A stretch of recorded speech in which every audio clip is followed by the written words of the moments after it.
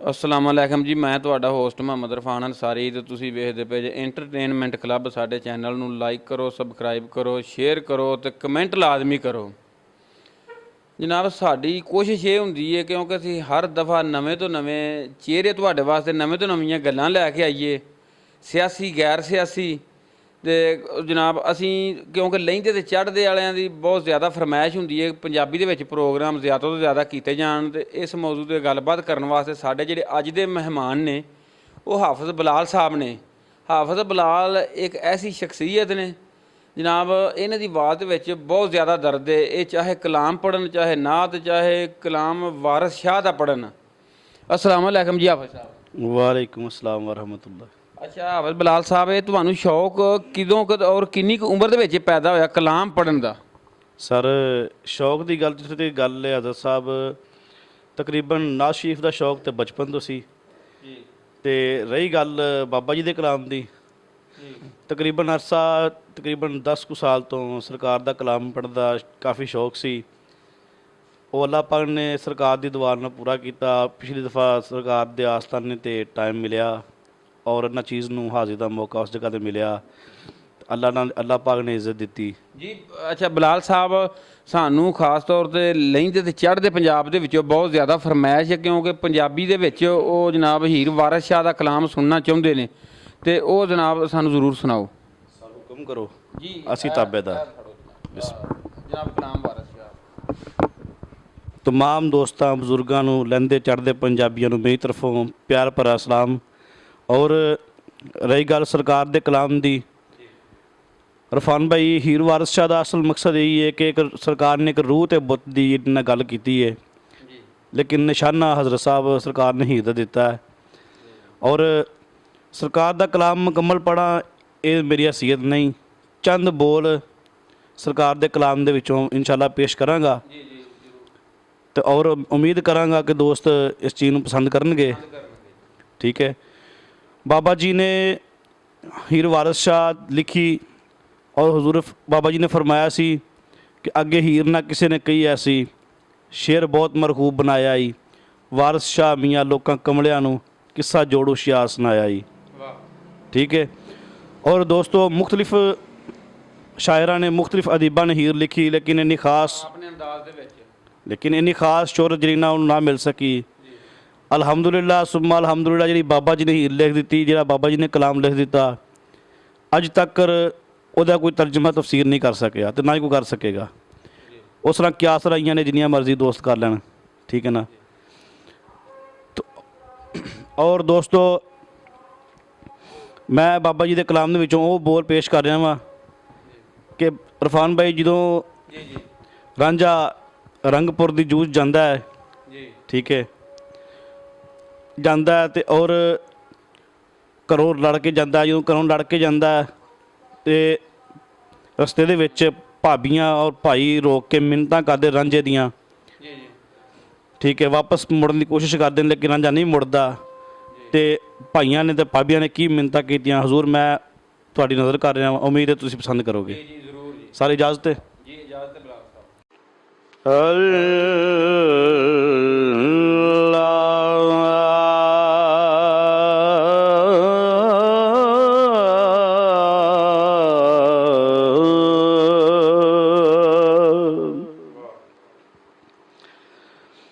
आख रंजिया पाकी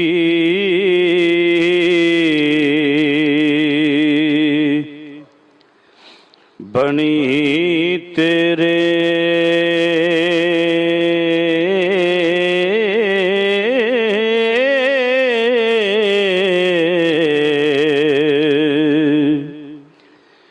देश अपना छड़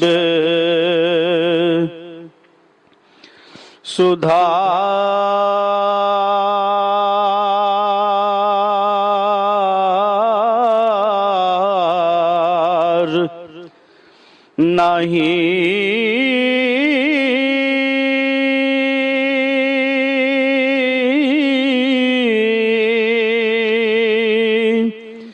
वीरायमड़ी जाया जा नहीं हो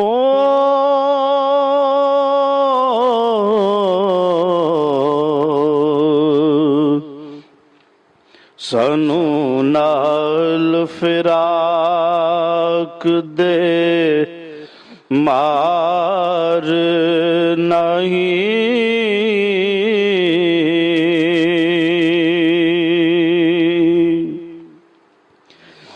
ए बांदिया ते असीं गुलाम तेरे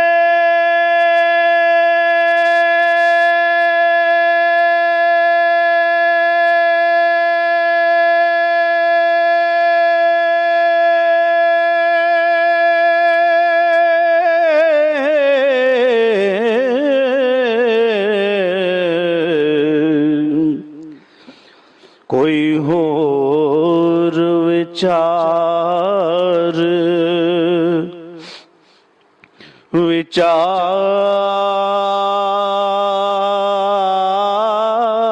विचार नहीं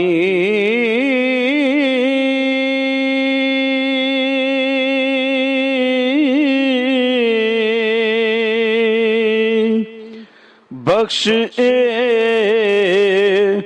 गुनाह तू पाबियां नू होए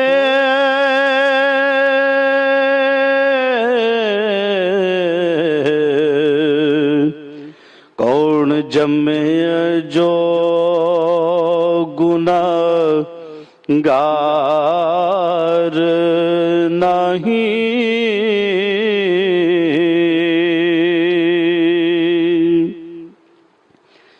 ते पाइयां बाजना मजलसां सौंदियां ने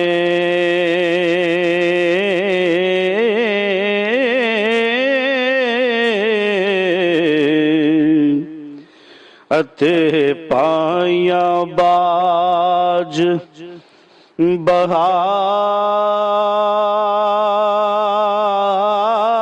बहार नहीं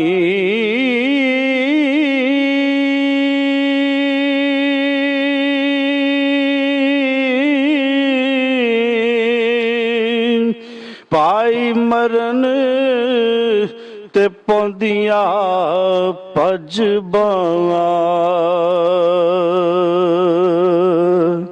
हो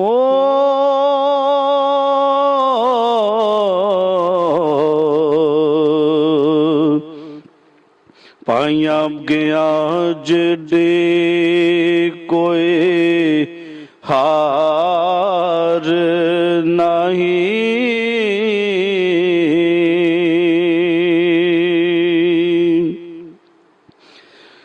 बाहा कलिया नू लोगी मार देने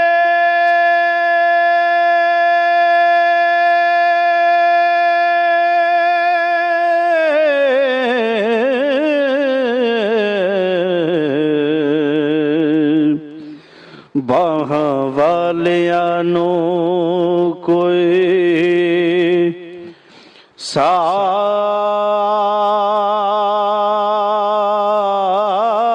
सार नहीं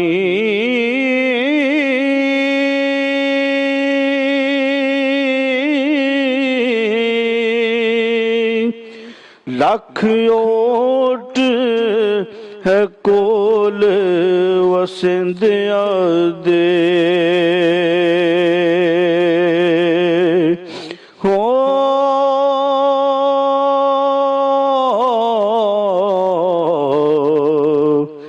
पाया गया जड़ी कोई हार नहीं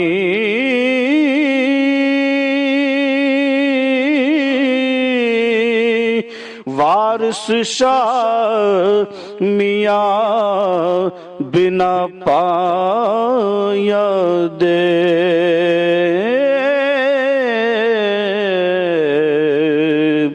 सानू जोना जरा दरकार नहीं।